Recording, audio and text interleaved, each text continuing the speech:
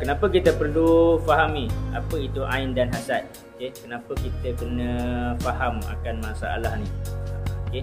Sebab ain ataupun hasad, ain dan juga hasad ni dia sangat mudah terjadi. Okay? Dia tak memerlukan bantuan daripada tukang sihir. Sesiapa saja boleh menyebabkan berlakunya penyakit ain dan juga hasad. Okay? Bagi ada setengah guru berpendapat ain ni lebih dahsyat daripada sihir. Okay? Ain dan hasad ni lebih dahsyat daripada sihir. Kenapa? Sebab sihir ni dia perlu berjumpa dengan tukang sihir, perlu upah dahulu. Okay? Barulah tukang sihir akan buat. Tapi ain dan hasad ni dia boleh jadi macam tu sahaja. Pengaruh dia juga agak cepat, kesannya juga lebih cepat. Dan kebanyakan masalah ain dan hasad ni adalah untuk membinasakan nikmat. Sebab berlaku ain dan hasad ni juga akibat daripada sesuatu nikmat yang kita nampak, maka kesan daripada ain dan hasad ni akan membinasakan nikmat tersebut. Okay, dia akan mampu memusnahkan suatu bangsa. Dan masalah ain dan hasad ni disebut secara jelas di dalam Al-Quran. Okay, so sebahagian daripada kita memang tak dapat kita nak memperjelaskan secara saintifik, okay, kenapa dan mengapa dan bagaimana ain tu boleh berlaku. Ini antara satu masalah juga. Okay, ini perkara yang penting untuk pesakit juga faham definisi ain. Apa itu ain, apa itu hasad. Kita perlu fahami dahulu apa itu ain, apa itu hasad. Ain merupakan penyakit yang menimpa seseorang akibat daripada pandangan mata. Sama ada pandangan mata ain ni boleh timbul dari hati yang baik ataupun yang tidak baik, sehingga nikmat yang dia kagumi itu hilang. So kita kena faham, ain ini merupakan penyakit yang timbul, yang menimpa seseorang akibat pandangan mata. Pandangan mata itu pula boleh terjadi akibat daripada hati yang baik melalui puji-pujian, ataupun daripada hati yang hasad, ada hasad, dengki, sehingga nikmat yang dia nampak tu hilang. Okey, manakala hasad ataupun lebih boleh juga kita samakan dengan dengki adalah perasaan tidak suka atau benci terhadap nikmat yang ada pada orang lain, sehingga kita mengharapkan nikmat tersebut hilang daripada orang yang dia dengki itu. Selama nikmat itu masih ada pada orang yang dengki itu, selama itu juga hatinya merasa dengki. Ini kita nampak antara dua perbezaan yang jelas antara ain dan hasad. So hasad ni dia hanya akan berlaku akibat perasaan dengki sahaja. Okey. Hasad lebih umum berbanding ain. Setiap pelaku hasad adalah pelaku ain. Tapi pelaku ain tidak semestinya ada hasad. Okey, sebab pelaku ain tadi dia boleh timbul daripada pujian-pujian. Okey, dia boleh timbul daripada hati yang baik. Hasad, dengki berlaku dengan perasaan iri hati, benci dan berharap hilangnya nikmat yang ada pada orang lain. Sedangkan ain boleh terjadi akibat pujian-pujian dan kekaguman besar terhadap orang lain. So sebab itu dalam kehidupan kita seharian, kita kena hati-hati dengan kata-kata kita. Kadang-kadang pandangan mata kita, kata-kata pujian kita ataupun kata-kata kutukan kita boleh menyebab berlakunya ain ataupun hasad, penyakit ain ataupun hasad. Okey. Perbezaan antara ain dan juga hasad. Okay, ini kita kena faham jugalah. Punca terjadinya hasad dan ain. Hasad berpunca daripada hati yang kotor, sedangkan ain boleh datang daripada hati yang kotor pun boleh, dan juga hati yang bersih juga boleh. Setiap pelaku hasad adalah pelaku ain, tetapi pelaku ain tidak semestinya daripada hasad. Okey, memohon perlindungan daripada hasad akan mencakupi perlindungan termasuk ain. So maksudnya kalau kita baca doa perlindungan, a'udzu bikalimatillahi tammati min syarri ma khalaq, dia akan cover dua-dua sekali. A'udzu bikalimatillahi tammati wa min kulli syaitanin wa hamah wa min kulli ainin la'amah. Okey, itu antara contoh doa perlindungan. Hasad didasarkan dengan harapan hilangkan nikmat terhadap seseorang, manakala ain boleh datang daripada rasa kagum. Okey. Kagum ni bermaksud kita memuji sesuatu nikmat. Tapi kadang-kadang kita memuji sehingga kita lupa nikmat tersebut sebenarnya adalah daripada Allah Subhanahu Wa Taala. Hasad boleh terkesan walaupun orang yang dia dengki itu jauh atau tidak bertemu. Cukup dia mengetahui nikmat seseorang itu dan boleh mendatangkan hasad. Walaupun dia buta, ain pula hanya akan terkesan melalui pandangan mata yang dilihat secara langsung. So hasad dia boleh berlaku walaupun jarak jauh. Okey, walaupun jarak jauh. Misalnya ada sahabat kita duduk di KL, kita tahu dia baru beli kereta, dia baru naik pangkat. Kalau kita cukup hasad, maka sahabat kita yang berada di KL tu boleh jatuh sakit. Itu akibat hasad. Ain pula dia memang kena lihat dengan mata kasar kita. Dilihat secara berdepan. Hasad hanya dilemparkan kepada orang yang dia dengki. Sedangkan ain boleh dilemparkan kepada orang yang dia benci dan juga orang yang dia cintai. So ini ain kena hati-hati juga. Terlalu benci boleh menyebabkan orang tu jadi sakit. Kalau terlalu mencintai dia juga boleh menyebabkan orang tu jatuh sakit. Okey, hasad dilemparkan dengan kemahuan dirinya sendiri. Manakala ain boleh dilemparkan dengan secara tidak sengaja. Diibaratkan hasad membunuh dengan sengaja, manakala ain pula membunuh tanpa sengaja. Okey. Perbezaan antara ain dan sihir. Dia berbeza. Ada soalan juga sebelum ni, orang tanya adakah ain dan sihir ini sama? Tak, ain dan sihir ni berbeza, jauh berbeza. Pengaruh ain lebih bahaya daripada sihir. Okey. Sihir ini biasanya akan ada expired date. Okey, sebab apa? Sihir biasanya diupah melalui tukang sihir. So biasanya bila upah melalui tukang sihir ni, dia akan ada tempoh-tempoh masa yang tertentu. Manakala penyakit ain dia tak ada tempoh expired. Dia akan boleh berlaku selagi mana kita ada perasaan hasad ataupun nikmat yang kita ada pada seseorang tu masih ada pada dia. Okey, sihir sengaja dimasukkan untuk mencelakakan, sedangkan ain tidak dimaksudkan untuk mencelakai. Bahkan bisa timbul daripada ibu ayah ataupun keluarga kita sendiri.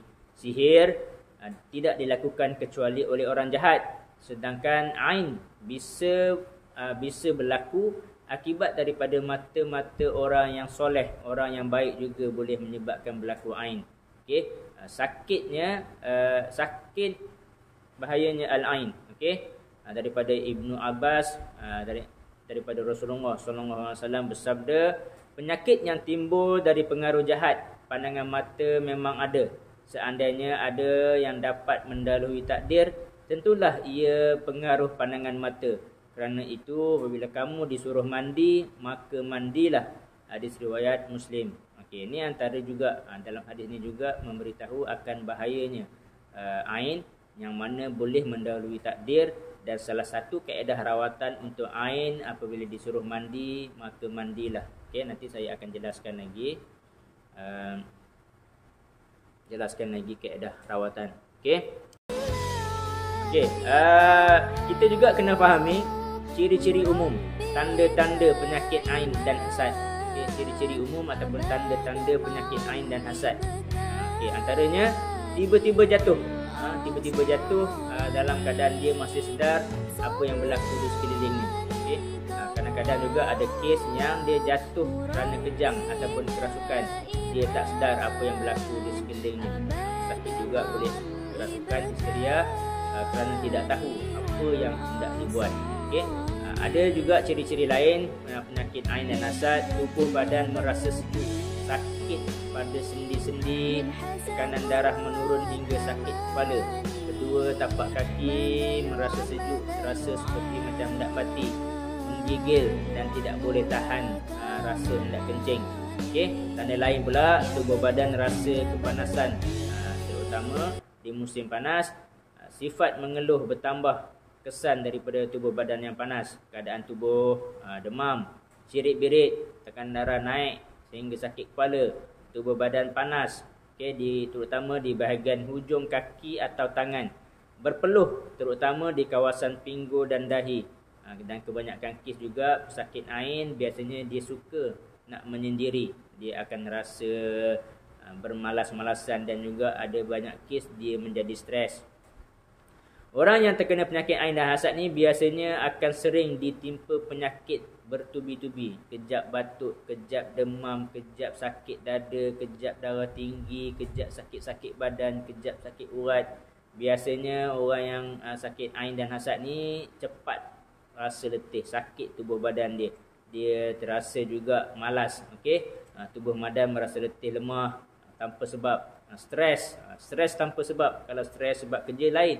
Ini dia duduk kat rumah je tanpa ada apa-apa masalah kerja, tiba-tiba dia boleh rasa stres, rabut, tubuh badan rasa sejuk, suka bermalas-malasan, ada masalah tidur, sama ada terlalu banyak tidur ataupun langsung tak boleh tidur. Okey. Akibat daripada penyakit tadi, ain dan hasad, bila dah terlampau lama sangat dia sakit badan, maka tubuh badan mula akan menjadi kurus sebab dia dah tak ada selera makan, masalah perut dia juga selalu ada bermasalah. Kita juga boleh nampak secara jelas juga perubahan warna kulit pada wajah pesakit ain dan juga hasad. Kulit mereka akan nampak kehitaman. Bila kulit yang putih akan nampak kekuningan, nampak macam keemasan. Bila kulit hitam akan nampak kemerahan. Perubahan ini berlaku akibat gangguan aliran darah ke kawasan muka ataupun kawasan-kawasan lain. Ada juga kesan ain ini juga menjadi lebih buruk terhadap muka dia. Timbul bintik-bintik jerawat, bintik-bintik gatal, kulit-kulit melepuh atau ruam-ruam pada kulit.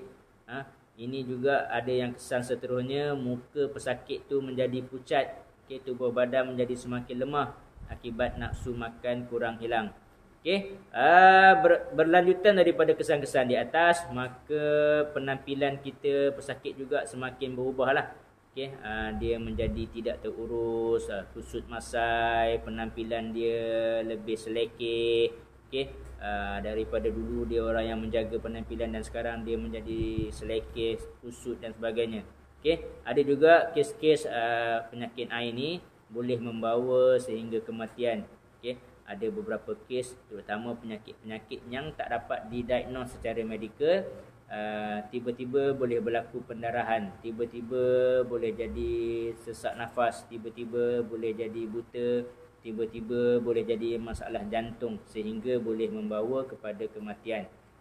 Kesan ain dan juga hasad ni juga boleh merosakkan harta benda secara tiba-tiba. Rumah boleh terbakar, kereta boleh jadi terbakar, perniagaan kita, kilang kita boleh rosak, perniagaan, apa yang kita miliki boleh tiba-tiba jadi rosak, terutama melibatkan harta benda.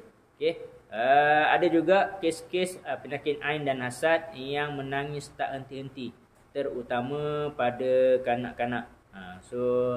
Penjelasan-penjelasan di atas antara ciri-ciri akibat penyakit ain dan juga hasad. Kalau kita ada tanda-tanda ciri-ciri tersebut, penyakit ain dan hasad tu, kenalah segeralah berjumpa dengan perawat untuk cek dan juga buat rawatan. Ada juga kes-kes ain dan hasad ni berlaku kepada anak-anak sekolah. Anak-anak pada sekolah ni banyak juga kes yang saya tengok. Suhu tubuh badan dia menjadi panas yang tinggi ataupun perubahan sikap anak kita tu. Pada mulanya dia memang rajin ke sekolah, tiba-tiba jadi malas nak pergi sekolah, tak nak pergi sekolah. Itu juga banyak kes yang saya jumpa. Pada mulanya dia seorang murid yang sangat pintar, tiba-tiba prestasi dia menurun tiba-tiba. Dia jadi malas, dia jadi tak boleh menumpukan perhatian dalam kelas. Kebanyakan kes juga anak-anak tadi selalu berdegup jantung dengan kencang. Dia jadi macam debar-debar, jadi resah, dia jadi gelisah nak duduk dalam kelas. Ada yang lebih teruk lagi, perubahan sikap anak tadi daripada yang baik menjadi degil, menjadi melawan. Dia mula melawan dan tak nak ikut kata-kata ibu bapa dia. Banyak kes yang saya jumpa, perubahan sikap anak tu sebelum ni elok nak pergi sekolah dan tiba-tiba berubah sikap tak nak pergi sekolah. Ada kemungkinan akibat terkena ain. So kita kena rawat mengikut kaedah rawatan ain lah. Antara ciri hasad dan ain yang sering berlaku kepada baby pula, tiba-tiba badan baby tadi menjadi panas. menjadi panas secara tiba-tiba, selalu menangis dan tak mahu menyusu badan. Cuma kita kena cek jugalah dari segi medikal, sama ada memang kembung perut ke apa, kita kena cek juga. Kadang-kadang ada kes baby yang menjadi kurus, menjadi kurus dengan tiba-tiba akibat tidak cukup zat, sedangkan makanan yang kita beri, walaupun parent tu dah bagi makanan yang cukup. Ada kes-kes juga baby menjadi kejang ataupun menangis tanpa sebab. Degupan jantung baby menjadi kencang dan tidak teratur. Ini antara simptom-simptom hasad yang berlaku kepada baby. Okey, ini perkara yang bagi saya sangat-sangat penting, adalah kaedah rawatan untuk penyakit ain dan hasad. Kaedah rawatan. So yang paling utama dalam masalah ain dan hasad, kaedah rawatan yang paling utama adalah sesi bacaan ayat-ayat ruqyah. Sesi terapi ayat-ayat ruqyah ini merupakan kaedah yang paling utama sekali. Itu yang pertama. Yang kedua, sebagai kaedah tambahan, kita boleh buat rawatan dengan mandi air wuduk. Kalau kita tahu siapa pelempar ain terhadap kita, terhadap pesakit, maka kita ambil air mandian wuduk daripada si pelempar ain. Kalau kita tidak tahu, maka salah satu kaedah yang diajar oleh Dr. Sa'ad Said adalah dengan mengambil air wuduk ahli-ahli keluarga di dalam rumah. Ambil air wuduk dalam rumah, tadah di dalam satu baldi tu, air dalam baldi tadi tu dimandikan untuk si pesakit. Ataupun juga kaedah yang kedua, tambahan yang kedua, membacakan 4 kul kepada minyak zaitun. Ataupun kalau tanya saya, elok dibacakan ke semua ayat-ayat ruqyah kepada minyak zaitun tadi, disapu ke seluruh badan dan kepala sebelum tidur. Selapu seluruh badan ni semualah, satu badan habis, daripada muka, kepala, badan kita, celah ketiak, celah kangkang, kaki dan semua. Sapu saja, bukan urut. Kaedah yang ketiga, minum minyak zaitun atau air yang telah dibacakan 4 kul tadi. Ataupun boleh juga kita baca sahaja ke semua ayat-ayat ruqyah. Mandi tadi dengan minyak zaitun tadi, sapu, diamalkan selama paling kurang 15 hari berturut-turut. Ada juga yang selepas 15 hari itu baru buat rawatan ruqyah juga boleh. Antara amalan-amalan harian lain, selepas solat zuhur, asar, isyak boleh baca ayat kursi, lepas maghrib boleh baca ayat kursi dan juga 3 kun. Antara kaedah lain untuk rawatan penyakit ain juga boleh berbekam, terutama di titik di bahagian bahu. Di bahagian bahu ni, ni pundak bahu ni, berbekam terutama di bahagian point ni. Di pundak bahu antara kaedah rawatan untuk ain. Dan juga sering mengamalkan membaca surah Al-Mulk ayat 1 hingga 4. Ini juga boleh diamalkan oleh pesakit. So biasanya dalam sesi rawatan saya sentiasa akan mengambil bacaan surah Al-Mulk 1 hingga 10 sebagai pelengkap dalam kaedah rawatan di pusat rawatan saya lah. Selain daripada itu juga, kita kenalah jaga mengamalkan doa-doa perlindungan daripada ain. Doa ni pendek saja. A'udzu bikalimatillahi tammat min kulli syaitanin wa hamah wa min kulli ainin la'amah. Saya ulang. A'udzu bikalimatillahi tammat min kulli syaitanin wa hamah wa min kulli ainin la'amah. Saya ulang sekali lagi. A'udzu bikalimatillahi tammat min kulli syaitanin wa hamah wa min kulli ainin la'amah. Ini antara sebahagian kaedah-kaedah rawatan untuk masalah penyakit ain dan juga hasad. Ini pula antara indikator sebagai penanda aras untuk perawat. Mula tadi kita diagnose simptom-simptom. So bila kita buat rawatan ruqyah, biasanya akan ada reaksi-reaksi yang sedikit berbeza compare dengan masalah sihir dan saka. Kebanyakan kes-kes pesakit ain dan juga hasad, ketika dia ruqyah, dia akan banyak menguap. Bila banyak menguap ni biasanya ada campur tangan jin terhadap penyakit ain dan hasad tu. Ada juga keadaan kes bila dia ruqyah, pesakit ain dan hasad ni dia akan menangis tanpa sedar. Kita nampak dia meleleh saja air mata. So bila kita tanya dia rasa macam mana, dia rasa dia tak rasa apa-apa. Dia tak ada rasa sedih, dia tak ada rasa sebab, tiba-tiba saja mengeluarkan air mata. Ataupun semasa dia ruqyah, tubuh badan pesakit tadi menggeletar, terutama kawasan tangan dan juga kaki. Ada kes pesakit akan kerak dan banyak sendawa, asyik keluar angin saja, sendawa. Okey, ciri-ciri lain juga pesakit ain dan hasad ketika dia ruqyah, mata dia berkedip-kedip. Kita boleh tengok bulu mata dia ni berkedip-kedip, dia terkejip-kejip. Okey, ataupun pesakit terasa macam pedih mata tu, bagai ditusuk. Dia rasa macam ada benda yang menyucuk mata dia. Dan kita akan tengok dia mula macam menggosok-gosok mata, ataupun kita nampak air mata juga mula meleleh lah. Okey, ataupun ciri-ciri lain, pesakit tadi berpeluh di kawasan dahi, ataupun dia terasa berpeluh di kawasan pinggul. Ini antara ciri-ciri ain, penyakit ain dan hasad, reaksi-reaksi semasa dia ruqyah. Okey. So, bagaimana seseorang itu boleh terkena ain? Okay, kebanyakan daripada kita kena berhati-hati dengan setiap percakapan yang keluar dari mulut kita. So, dalam kehidupan kita seharian, kita nak bercakap ataupun kita melihat suatu perkara tu, kita berhati-hati dengan setiap apa yang kita sebut. Contoh saja. Contohnya kita melihat rakan kita tengah makan dengan sangat gelojoh dan sangat rakus makan. Lalu kita berkata, "Oi hang, gelojohnya makan macam harimau kelaparan." Kadang-kadang kata-kata yang simple, "Wah, hang makan gelojoh macam harimau lapar." Kadang-kadang bila kata-kata kita itu, jika di saat dia mengucapkan perkataan tadi, makan gelojoh tadi seperti haiwan tadi, kebetulan pada waktu itu ada jin dan syaitan yang jahat, maka jin dan syaitan yang jahat tadi akan cepat-cepat menyelinap dan menyakiti rakan dia yang tengah makan tadi. Lalu dengan izin Allah, rakan tadi jatuh sakit akibat ain. So, hati-hatilah dalam percakapan kita. Nampak perkara tu macam simple saja, tapi dia boleh menyebabkan kesan yang luar biasa. Selain daripada itu juga sikap kita juga dan perbuatan kita. Kadang-kadang ada orang dia suka menganiaya kucing, suka menganiaya binatang, dia sengaja nak menganiaya binatang. Ini juga boleh juga berlakunya